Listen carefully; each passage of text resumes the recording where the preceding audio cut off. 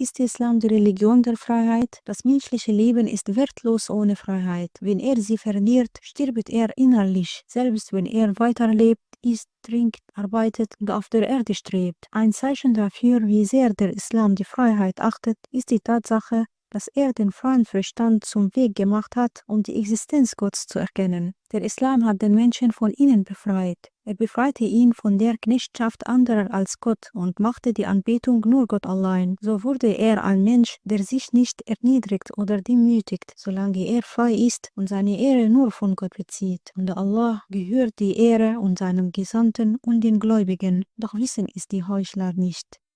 Aber wovon hat der Islam den Menschen befreit? Der Islam hat den Menschen von der Angst um das Leben befreit. Jeder Mensch fürchtet den Tod. Dies kann dazu führen, dass er sich den Herrschern unterwirft und sich vor den tyrannischen Despoten demütigt, denn nichts schwächt die menschliche Seele mehr als die Angst vor dem Tod. Wenn der Mensch jedoch weiß, dass Gott der Schöpfer ist und dass die Lebensfristen in seiner Hand liegen, dann macht ihn das zu einem starken, mutigen Menschen, der sich weigert, sich vor irgendeinem Geschöpf zu erniedrigen oder zu demütigen, egal unter welchen Umständen. Mut verkürzt sein Leben nicht um einen Augenblick und Angst und Erniedrigung verlängern sein Leben nicht um einen Augenblick. Der Islam hat den Menschen von der Angst und die Versorgung befreit. Diejenigen, die Gott nicht in wahrer Weise anbeten, finden wir oft, wie sie es versäumen, die Wahrheit zu sagen, schmeicheln, heucheln und auf unwürdige Weise nach Mitteln suchen, was dazu führen kann, dass sie das Geld anbeten und zu seinen Sklaven werden. Sie vergaßen, dass die Versorgung Rizq allein in der Hand Gottes liegt. Eine Tatsache, die der Koran klarstellt. Gewiss, Allah ist der Versorger, der Besitzer von Kraft und der Feste und sagt, es gibt kein Tier auf der Erde, dem nicht Allah seine Versorgung gewährt hätte. Er kennt seinen Aufenthaltsort und seinen Aufbewahrungsort. Alles ist in einer klar enthaltenen Schrift. Tier, er sagte nicht einmal Mensch, sondern Tier. Das heißt, alle Geschöpfe stehen unter seiner Kontrolle und ihre Versorgung liegt allein in seiner Hand.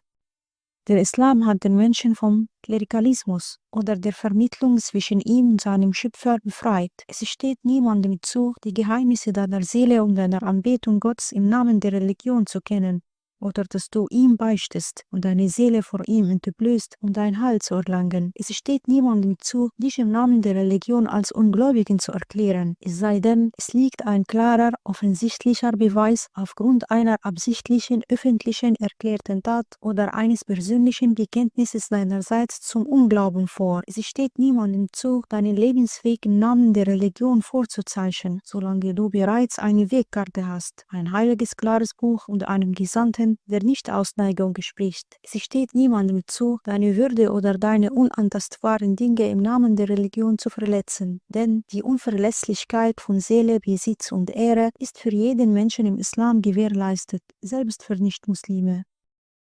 Der Islam hat den Menschen von seinen Gelüsten befreit. Dies ist die größte Erscheinungsform der Freiheit. Freiheit bedeutet nicht, dass der Mensch tun kann, was er will, wann er will. Das ist eine stereotype Definition von Freiheit, sondern Freiheit bedeutet, dass niemand und nichts dich kontrolliert. Niemand und nichts. Ja, nicht einmal etwas. Keine äußere Kraft von anderen bewegt oder hindert dich und keine innere Begierde treibt dich in den Ruhen, zehrt dich auf oder verletzt dich. Dann stehen die Gelüste und schönen Freuden vor dir und du verwirfst die durch eine Entscheidung. Warum? Weil dein freier Wille sich dem widersetzt. Sag mir, welche Freiheit auf der Welt ist größer als diese? Dieser hier ist ein Sklave eines Glases und einer Droge, wofür er seine Jugend und sein Vermögen opfert, und jener ist ein Sklave von Frauen, bis er seine Würde und Gesundheit verlor. Der Islam jedoch sagt, und was immer euch gegeben worden ist, ist Genuss und die Schmuck des diesseitigen Lebens. Was aber bei Allah ist, ist besser und beständiger. Begreift ihr denn nicht? Begreift ihr denn nicht? Er spricht deinen Verstand an, dein freier Verstand, der dein erstes und größtes anvertrautes Gut ist. Er spricht deinen Verstand an und sagt, blicke auf die ferne Zukunft und setze das Beständige, Dauerhafte nicht dem Unterbrochenen Vergänglichen gleich. Das Ewige, Fortwährende ist besser als das schnell Vergehende. Ist das nicht so?